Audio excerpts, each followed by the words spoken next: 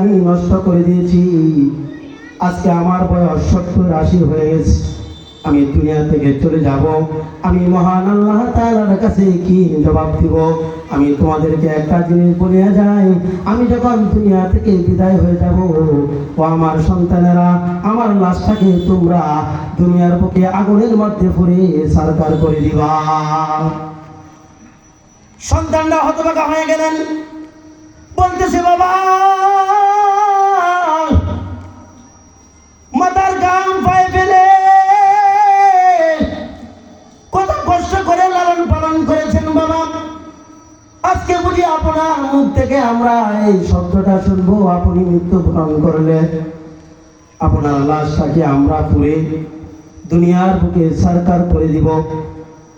হ্যাঁ সন্তান, আমি যাই বলছি তোমরাই তাই করবা। তখন ওই ব্যক্তিটা সংক্ষেপে বলতেছি, অনেক লম্বা সময় লাগবে কথাটা শেষ করলে, নামাজের সময় হয়ে গেছে। এই কথা বলার সাথে সাথে উনি মৃত্যুবরণ করলেন।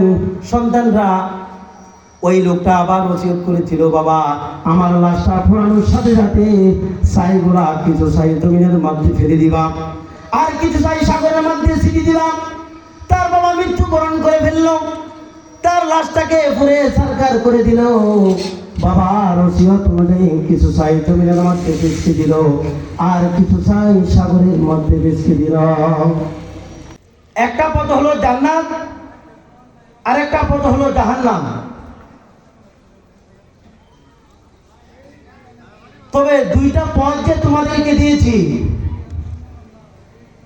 দুইটা পথের কাজ হলো ভিন্ন রকম।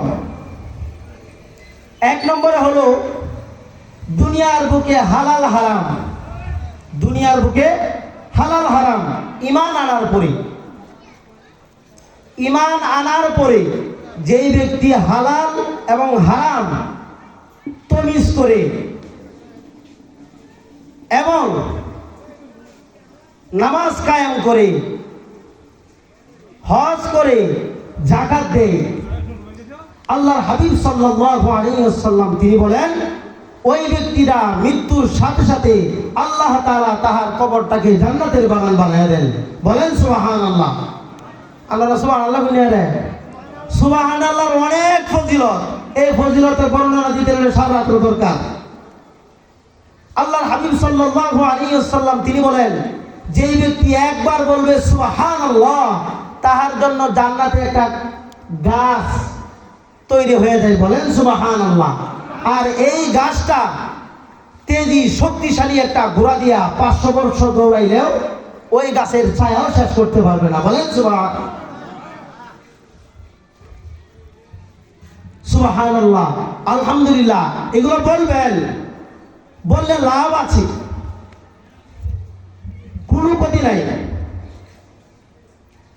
হযরতে মুসা আলাইহিস সালাতু ওয়াস সালাম আল্লাহ তাআলার কাছে বললেন, আল্লাহ তুমি এমন একটা আমল তুমি আমাকে দাও, যে আমলটা অন্য কাউকে তুমি দাও নাই। এমন একটা ডিজিটাল আমল তুমি আমাকে দাও, যে আমলটা করলে আমার দিলে প্রশান্তি আসবে। এমন একটা আমল তুমি আমার কাছে দাও, ও মালিক তুমি আমাকে একটা আমল শিখিয়ে দাও। আল্লাহর হাবিব সাল্লাল্লাহু আলাইহি ওয়াসাল্লাম তিনি যখন এই কথা বললেন, বলার পর আল্লাহ তাআলা বলতেছে, হে মুসা, একটা আমল তোমাকে আমি শিখিয়ে দিই, যে আমলটা তুমি যদি প্রতিদিন করতে পারো, সে আমলের খাতিরে আল্লাহ পাক বিনা হিসাবে তোমাকে জান্নাতে দিয়ে দিবে। বলেন সুবহানাল্লাহ। আল্লাহ তাআলা হযরত মুসা আলাইহিস সালাতু ওয়াস সালামকে বললেন, হে মুসা, আমলটা হলো এই লা ইলাহা ইল্লাল্লাহ, লা ইলাহা ইল্লাল্লাহ। বলেন সুবহানাল্লাহ। হে মুসা, এই আমলটা তুমি সময় সর্বদাই করে যাইবা।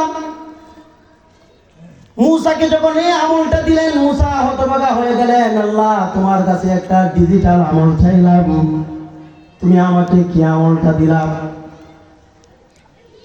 তখন আল্লাহ তাআলা বলতেছে, হে মুসা, তুমি কি জানো তোমাকে যে আমলটা দিয়েছি সে আমলটার কতটুকু দাম কি তুমি জানো? না না, আল্লাহ জানতে চাই সে আমলের মর্যাদা কতটুকু। আল্লাহ তাআলা বলতেছে, মুসা, সারা পৃথিবীর মানুষের আমল নামায় যদি মিজানের এক পাল্লায় রাখা হয় আর এই কালিমার টুকরাটা যদি এক পাল্লায় রাখা হয়, তাহলে ওই কালিমার পাল্লাটাই ভারী হয়ে যাইবে। বলেন সুবহানাল্লাহ। তুমি আজ সাধারণ মনে করিও না, তোমার দিলে অন্তরে তুমি সে আমলটা গাইতে নাও।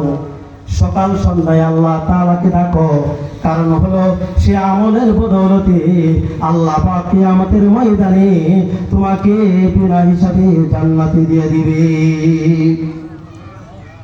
এক মুফাসসির, তিনি প্রতিদিন বাজারে যান, বাজার থেকে বাড়িতে আসেন। তার কাজিন জিজ্ঞেস করলো, ও হুজুর, আপনি সকালবেলায় বাজারে যান, বিকালবেলা বাজার থেকে আসেন, যাওয়ার সময় আপনি কোনো হাতে ব্যাগ নেন না, আসার সময় বাজার থেকে তরকারি রাত বাজার করে কিছু আপনি আনেন না, আপনি কিসের জন্য বাজারে যান? এই কথা বলার পরে ওই মুফাসসির ডাক দিয়ে বলতেছে, এই রেখা দেন, আমি বাজারে যাই একটা জিনিসের জন্য, একটা আমলের জন্য। সেই জিনিসটা হলো, আমি বাজারে যাওয়ার সময় মানুষকে আমি পাইকারি হারে আমি সালাম দেওয়া আরম্ভ করি। বলেন সুবহানাল্লাহ। আমি যখন বাজারে রওনা করি তখন আমি মানুষকে পাইকারি হারে সালাম দেই। আর যখন বাজারে যাই, যাওয়ার পরে আমার আর কোনো কাজ নাই, আমি মানুষকে সালামের পরে থাকি। আমার যখন সালাম দেওয়া শেষ, সময় যখন ফুরিয়ে যায়, তখন আবার যখন আমি বাড়ির দিকে রওনা করি, তখন আমি মানুষদেরকে পাইকারি হারে আগের সালাম প্রদান করতে থাকি। খাদেম ডাক দিয়ে বলতেছে, হুজুর, আপনি এই আমলটা কেন করেন? বলতেছে, খাদেম, তুমি কি জানো না কিয়ামতের ময়দানে আল্লাহ তাআলা যদি আমাকে জিজ্ঞেস করে, বান্দা তুমি কি আমল নিয়ে এসেছো, তখন আল্লাহ তাআলার কাছে বলবো, মালিক, কিছুই আমল আনতে পারি নাই, তবে একটা আমল নিয়েছি। সেই আমলটা হলো, আমি মানুষদেরকে সকাল সন্ধ্যায় বাজারে গিয়ে পাইকারি হারে সালাম দিতাম। আমি মানুষদেরকে সালাম দিতাম। আল্লাহ, আমি নামাজ, রোজা, হজ, যাকাত কিছুই কবুল হয় নাই। ও মালিক, আজকে আমার সামনে দিয়ে হাজার হাজার মানুষ জাহান্নামে চলে যাইতেছে। ও মালিক, এই সালামের খাতিরে তুমি আজকে আমাকে মাফ করে দিয়ে জান্নাতের ব্যবস্থা করে দাও। জান্নাতে এইভাবে যাওয়া যাবে না, আমল করতে হবে। আমল ছাড়া জান্নাতে যাওয়া যাবে না। জিন্দেগিটা আপনি শেষ করে দিয়েছেন, গুনাহ করতে করতে আপনার কলবটাকে নষ্ট করে দিয়েছেন। আল্লাহ তাআলা বললেন, সারা জিন্দেগি গুনাহ করতে করতে তোমার কলবটাকে মুচ্ছা করে ফেলাইছ, অন্ধকার করে ফেলাইছ। ও বান্দা, শুনিয়া রাখো, মসজিদে আসিয়া 2 রাকাত নামাজ পড়িয়ে যখন আমার কাছে তুমি বলবা, সঙ্গে সঙ্গে তোমার পিছনের জিন্দেগির সমস্ত গুনাহ খাতা মাফ করে দিব।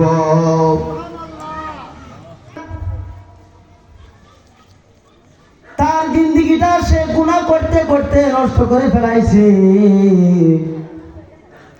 গুনাহ করতে করতে তার আর নাই মনে হয় ভালো লাগে না, অনেক গুনাহ করে ফেলেছে। কিন্তু ওই ব্যক্তিরা যখন মৃত্যু শয্যায় শুয়ে আছেন, তখন তার ছেলে মেয়েদেরকে, আত্মীয় স্বজনদেরকে বলতেছে, ও আমার বাবারা, ও আমার ভাতিজারা, ও আমার আত্মীয় স্বজনরা, আমার জীবনে আমি এমন কোনো আমল নাই, কোনো ভালো ভালো কোনো আমল আমি আমার জীবনে করতেও পারি নাই। আমার জীবনটা আমি গান বাজনাই, আমার জীবনটা আমি যাত্রায় গান বাজনায় আমার জীবনটাকে আমি নষ্ট করে দিয়েছি। আজকে আমার বয়স 70-80 হয়ে গেছে। আমি দুনিয়া থেকে চলে যাব, আমি মহান আল্লাহ তাআলার কাছে কি জবাব দিব?